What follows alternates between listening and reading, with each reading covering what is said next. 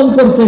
এই জুলাই মানুষকে শোষণ থেকে মুক্তি দেওয়ার জন্য আজ থেকে 1 বছর পূর্বে আজকে ঠিক এই সময়ে মানুষ সারা বাংলাদেশের প্রত্যন্ত অঞ্চলে রূপসা থেকে পাথুরিয়া, তামাবিল থেকে বাংলা বান পর্যন্ত জেগে উঠেছিল।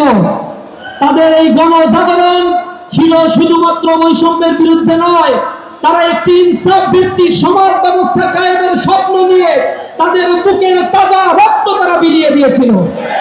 এই আন্দোলনে আপনারা লক্ষ্য করেছেন শুধুমাত্র ছাত্ররা জীবন দেয় নাই, 200-র অধিক ছাত্র জীবন দিয়েছিল, কিন্তু সহস্রাধিক মানুষ যে জীবন দিয়েছে তার মানে তার অধিকাংশ মানুষই ছিল খেটে খাওয়া মজুর, শ্রমিক, চাকরিজীবী, ব্যবসায়ী, রিকশাওয়ালা। এই মানুষগুলোর কোন বিসিএস এ পরীক্ষা দেওয়ার অ্যাম্বিশন বা আশা থেকে, রাজনৈতিক উচ্চাভিলাষিতা থেকে রাজপথে নেমে আসে নাই, তারা নেমে এসেছিল জাতির মুক্তির জন্য। সুতরাং জুলাই আজ আমাদের সেই মুক্তির কথা বলে, এই জুলাইকে আমরা ধারণ করে নতুন বাংলাদেশ বিনির্মাণের যে স্বপ্ন দেখছি, এই স্বপ্ন আজ আপামর ছাত্র জনতা সারা বাংলাদেশের প্রত্যন্ত অঞ্চলে দেখা শুরু করেছে। আপনারা দেখবেন বিভিন্ন গণমাধ্যমের বরাত দিয়ে যে সংবাদগুলো, যে অবজারভেশনগুলো বিভিন্ন মাধ্যমে প্রচার হচ্ছে, দিনে দিনে ইসলামী ছাত্র শিবির এবং জামাত ইসলামীর জনসমর্থন এবং তাদের কর্মী সমাবেশ, তাদের সাধারণ গণমিছিলগুলোতে লোকে লোকারণ্য এক জনসমুদ্রে পরিণত হচ্ছে।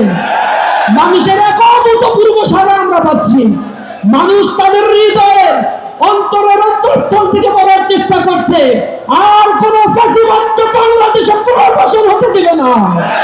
তারা নতুন উদ্যমে এক গণজাগরণ সৃষ্টি করেছে, নব বাংলাদেশ গড়ার শপথ তারা গ্রহণ করছে।